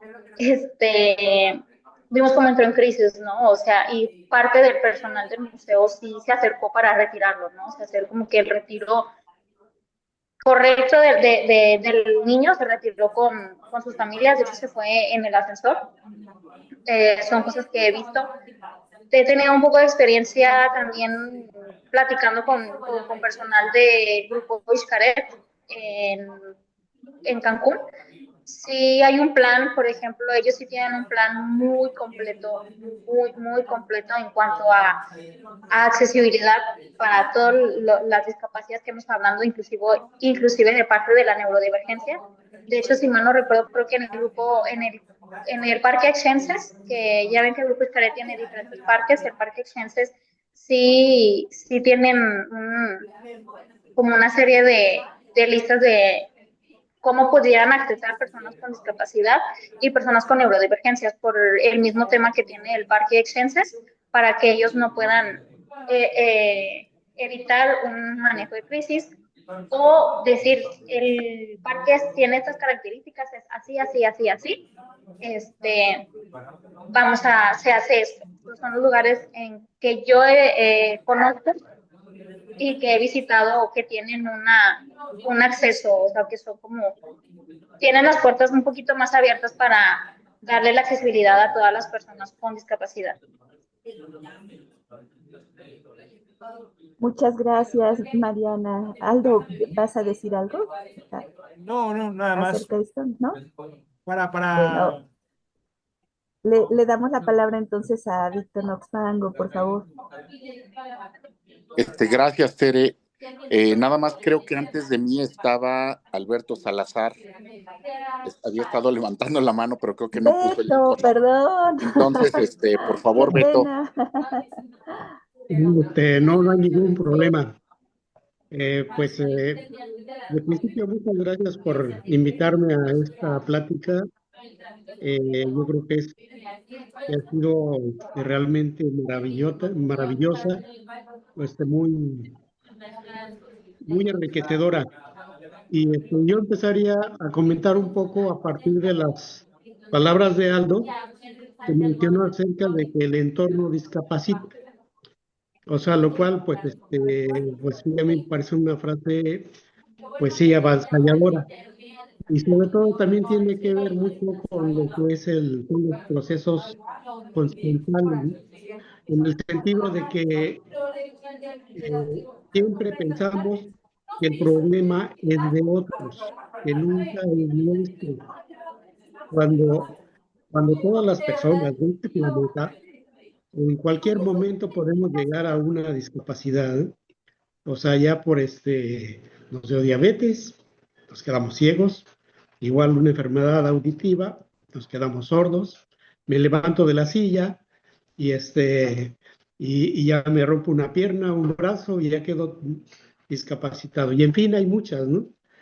Y y ese es el gran problema de que nunca pensamos que ese es problema de nosotros, que no podemos decir que las estadísticas que digan que son unas cuantas personas, o a lo mejor la minoría en las estadísticas, o sea, no hay tal.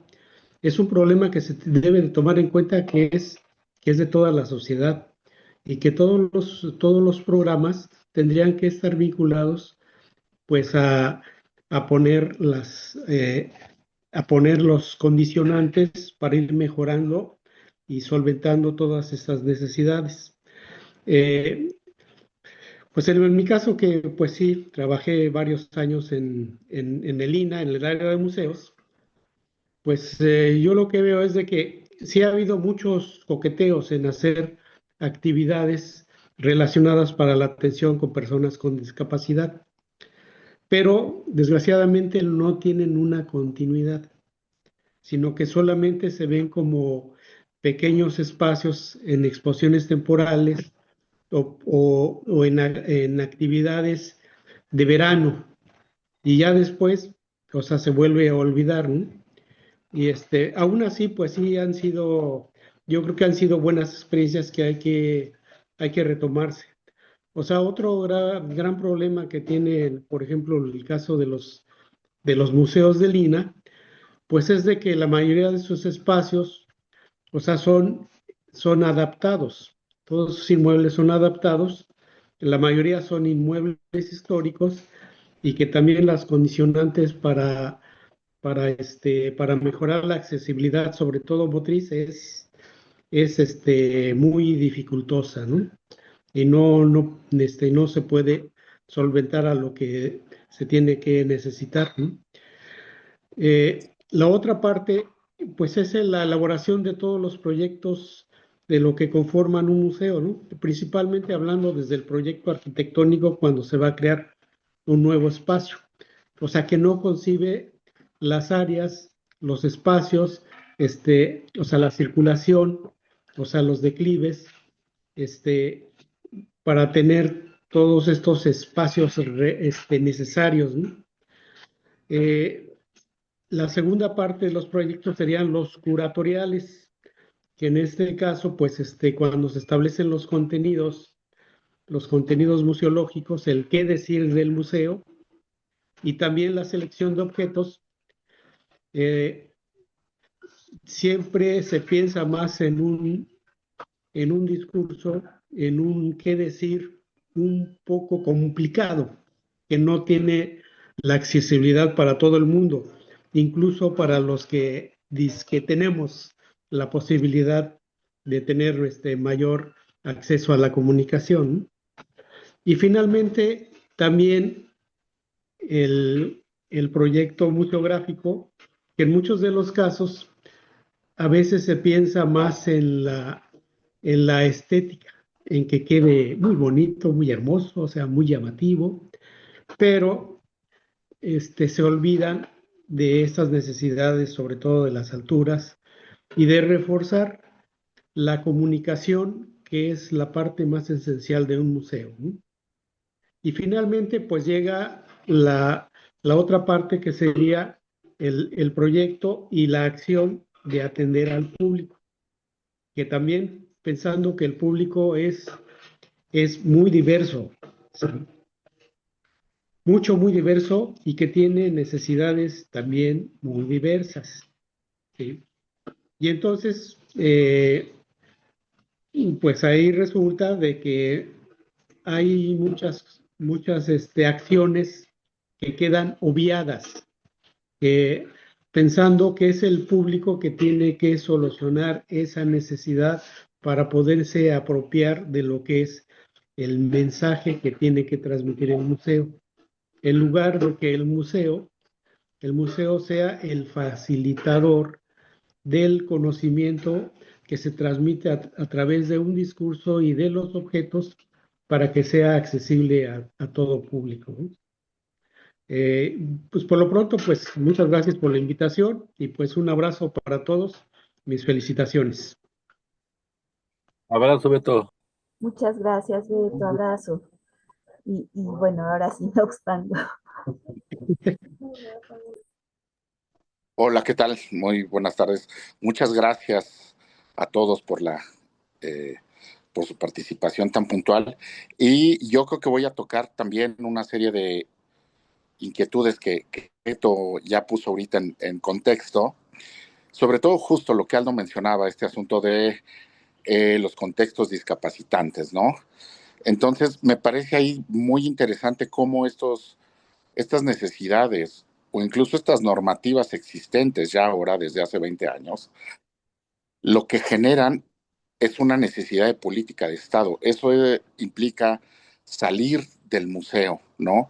ya implica un ejercicio político. Y yo creo que ahí, más que la responsabilidad de los que trabajamos en el museo o en los museos o con los museos, implica más un ejercicio de visibilidad, de reconocimiento de necesidades que abordan componentes muy específicos, que va desde cómo deconstruimos esta racionalidad instrumental que pretende generar un campo plano y homogéneo cuando hay diversidades en el mundo, como lo mencionaba Alberto Salazar.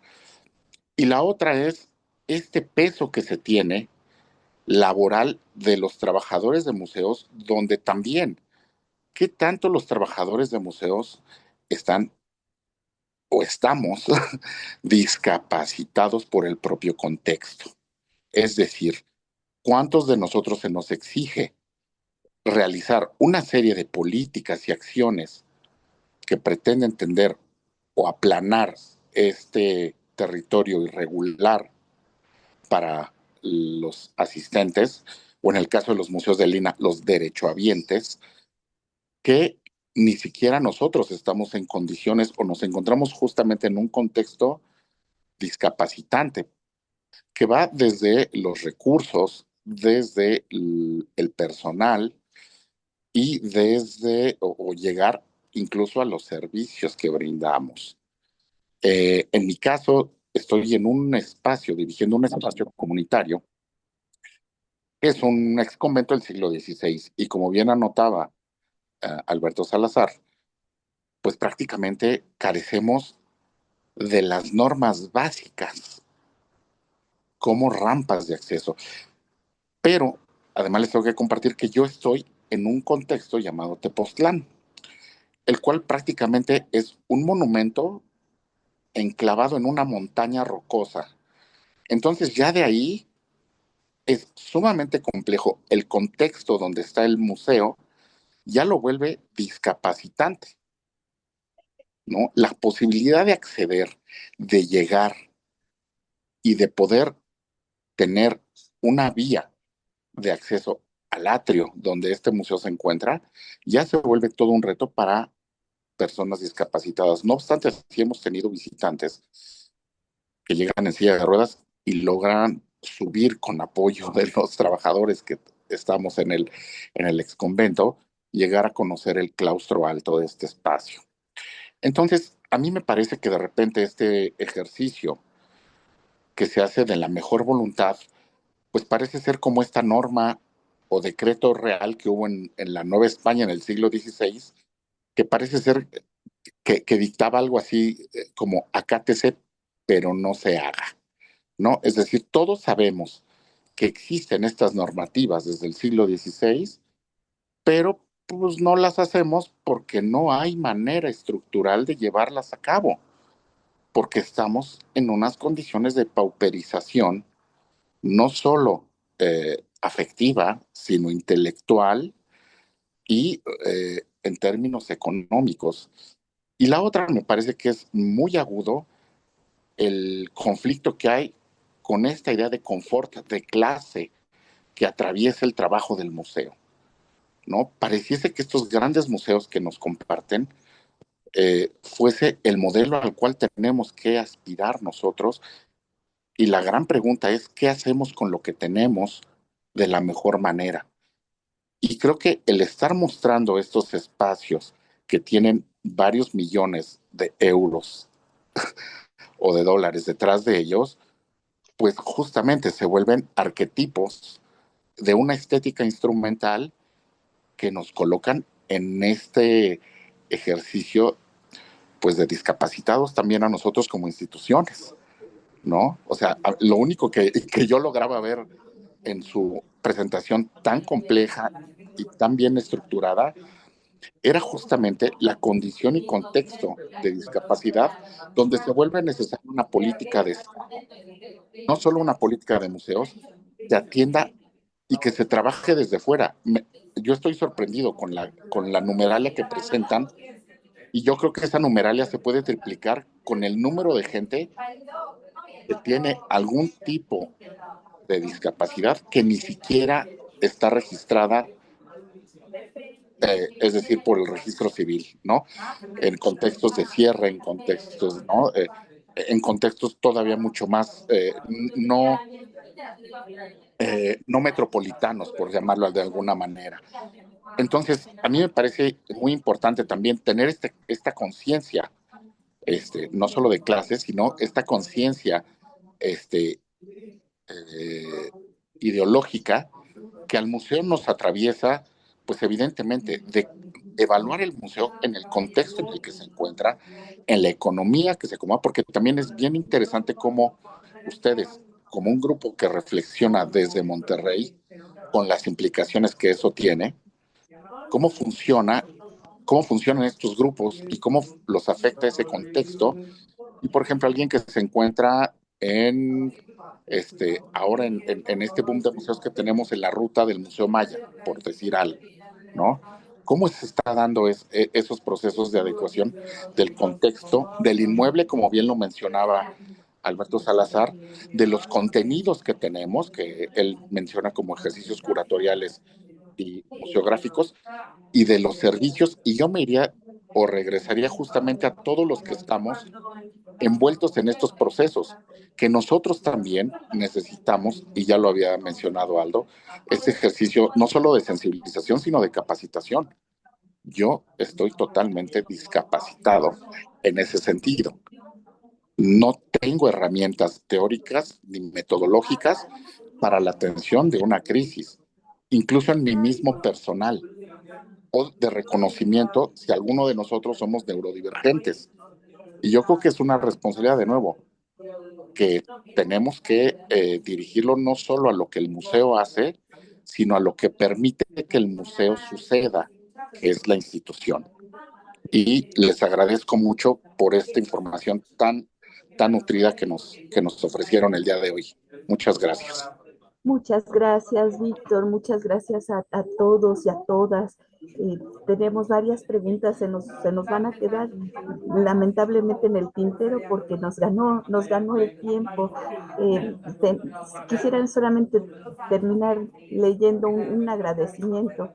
Nos dice Magdalena Juárez, gracias por la invitación, abre una perspectiva amplia y justa para quienes somos creadores de contenido cultural. Gracias por la información y por la intención e intensidad de los testimonios, una charla muy enriquecedora. Es una artista plástica que nos está ayudando justo con esto de las del patrimonio accesible, ¿no? De las estaciones de accesibilidad. Aldo, ¿querías decir algo? No, simplemente complementar lo que decía, ¿cómo se apellidaba el señor? Noxpango. Noxpango. Noxpango. Sí, efectivamente, el contexto lo es todo. El contexto lo es absolutamente todo. Entonces sí, efectivamente, ponemos esos ejemplos y pareciera eso. Creo que es simplemente un horizonte. Hay una diferencia, hay una frase que no recuerdo ahorita, pero no es una mente, sino es un horizonte. Obviamente tenemos que adaptarlo a la cultura y al contexto que tenemos nosotros. Pero eso como mencionaba también Uxpango, lo hace necesario el tema de la política, porque todo esto no lo podemos hacer nosotros nada más por hacerlo, sino tienen que entender el contexto también. Algo que mencionaba la vez pasada puede ser ahí un poquito, no sé, pero como quiera lo voy a comentar, es el contexto de los países, por lo menos europeos, es precisamente que durante años, siglos o inclusive milenios estuvieron en conflictos armados, ¿no? Entonces, ¿qué pasa con esos conflictos armados? Que terminan habiendo condiciones discapacitantes por el tema, alguna amputación, algún tipo de enfermedad que terminaba discapacitando a las personas. Entonces, ellos han experimentado de primera mano contextos o situaciones que discapacitan a lo que son las personas o los habitantes a través de siglos y milenios. Nosotros como, o sea, como México, probablemente sí, pero no de esa manera, ¿no? Por lo menos no en la modernidad, porque me remonto a lo que es, pues no sé, la Guerra Francesa, la Primera y Segunda Guerra Mundial. Nosotros participamos, por lo menos desde lo que yo me acuerdo, o bien me podrá decir si sí o si no, o ustedes me podrán decir si sí o si no, activamente en eso. Entonces, pareciera que este tipo de cosas de alguna u otra manera ayudan a que eso sea más consciente o que sea parte de pues su cotidianidad. No nos vayamos tan lejos. Nosotros como acá en Monterrey somos vecinos de Estados Unidos y Estados Unidos, pues ustedes saben que se le ha pasado en guerra desde su existencia, por ejemplo. Entonces ellos, con los veteranos allá en Estados Unidos, tienen políticas y tienen adaptaciones para esas personas, para esos veteranos, para esas personas con discapacidad, lo que son pues transporte público, lo que es cuidado, lo que son vehículos, lo que es absolutamente todo. Entonces, así es, o sea, el contexto lo es todo. Ahora, ellos partieron de ese contexto. ¿Necesitamos nosotros? Para mí sería la pregunta. ¿Ese contexto para caer en lo que es importante? Yo creo que no. ¿Nos vamos a tardar? Probablemente sí, pero precisamente para eso es este tipo de cosas, porque por algo se enseña o por algo se empieza, mejor dicho, y el horizonte es importante. Y simplemente mencionarles también hay vídeo, a lo mejor nada más como tráiler o como teaser, les va a mencionar algo así bien rapidito para cerrar la sesión de hoy. Una que traemos ahí una iniciativa. Sí, y de hecho, nomás como para comentar ahí a Noxpango, me gustó mucho tu apellido. Te llamas Sí, Víctor, está muy pero padre. te voy a decir Noxpango porque me gusta más tu apellido. Está muy padre. Y sí, justo, o sea, de hecho, es algo que normalmente vemos. El obstáculo del presupuesto, ya sea público o privado, pues sí, siempre es algo que nos comentan de, oye, es que cómo puedo iniciar con estos pasos inclusivos o accesibilidad si pues a lo mejor tengo un presupuesto más limitado. Entonces, sí, totalmente sí debería estar muy ligado, el contexto debería permitir la apertura a iniciativas públicas, por ejemplo, pero que, siempre digo, siempre hay cosas que podemos hacer a lo mejor sin necesidad de presupuesto. Por ejemplo, simplemente reconocimiento tan básico de a lo mejor no mencionar como persona discapacitada, sino persona con discapacidad. Esas pequeñas distinciones que a lo mejor no nos cuestan a nosotros monetariamente, pero realmente suman. Entonces, el irnos papeando un poco de esta cultura, por ejemplo, a lo mejor si vemos a una persona con discapacidad, el conocer, oye, me acerco primero a preguntar si necesita ayuda antes de ofrecerme ayuda de primera instancia, a lo mejor el validar a las personas también, son cosas que podemos como empezar, pequeños pasitos que pueden sembrar frutos más adelante. Ya de ahí, por ejemplo, podemos empezar a partir simplemente con el acomodo de mobiliario y podemos empezar a dar como pasos subsecuentes. Por ejemplo, ahorita que mencionábamos el Museo Sumaya, que pues sí, en efecto está súper bonito, pero incluso mencionamos también la parte esta de los escritorios de compra de ticket, que a lo mejor es un puntito que pudieran mejorar también. Nunca hay como un estado final. Yo creo que Aldo lo mencionó bien, es como tener este horizonte al cual apuntar, pero siempre poniéndose en el contexto de, bueno, con lo que tengo, hasta dónde puedo, como en el momento actual, hasta dónde puedo llegar y pues simplemente saber que hay un camino, ¿verdad? Y en cuanto a lo que decía Aldo, justo que es algo que queremos traer como a la mesa, que hay formas, hay aplicaciones a lo mejor que pueden ayudar como a las instituciones a traer un poquito más esta inclusión. Ahorita en los comentarios, por ejemplo, creo que era Joana que lo mencionaba, que pues sí, que por ejemplo, que estaría interesante ver si puedes, por ejemplo, solicitar, oye, yo vengo con una persona con cierta discapacidad previamente a mi visita. Entonces, justamente para todo eso, nosotros como discapacitados siempre estamos buscando iniciativas o nuevas tecnologías para ayudar a este tipo de situaciones. Entonces, pues sí, siempre andamos ahí como buscando colaboración con nuevas tecnologías. Ahí sí, Aldo, si quieres te dejo a ti qué es lo que quieras mencionar para que tú veas. No, no, no, nada más es eso. Comentarles que estén atentos a nosotros y que muy pronto van a tener noticias. Y algo interesante es, pues podemos empezar con ese tema de tener ese espacio para preguntar, pero creo que el horizonte sería que volvemos a lo mismo, llegar a un punto en donde no se tenga que sino precisamente ya es parte de, y no como una iniciativa, sino como parte de la cultura. Hablando de cultura es eso. Muchas gracias, es todo. Muchísimas gracias, Aldo. Muchísimas gracias a Mariana, a Vidio, Maday. Gracias a todas y a todos.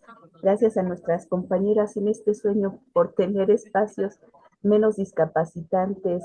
Elena de Acolpan, Margarita de Tepexa. Gracias, David, por hacer posible esta plática. Esperamos sí tener noticias de ustedes muy pronto y a lo mejor les solicitamos estas asesorías que nos hacen tanta falta, por favor. Y Claro que por sí, lo estamos para pronto, apoyar. entonces, si ya no tenemos nada más que decirles, Nada más decirte, perdón, que cuando puedan venir a la Ciudad de México, Aldo, en el tour de museos vamos a sumar el de Noxpango, Tepoztlán. Noxpi, te visitamos, ¿no? y luego Ah, nos vamos a visitar a Beto, a Sí, seguro. Guerrero. Vamos a andar por allá la segunda semana de diciembre, entonces por ahí los veo. Nos claro que sí. vemos. Muchas gracias Muchas a todos y gracias. a todas. Gracias, Gracias. Beto. Gracias, Nos Aldo. Gracias, vemos. equipo. Mariana, Gracias, bye. Lidio. Gracias, Bye. Gracias.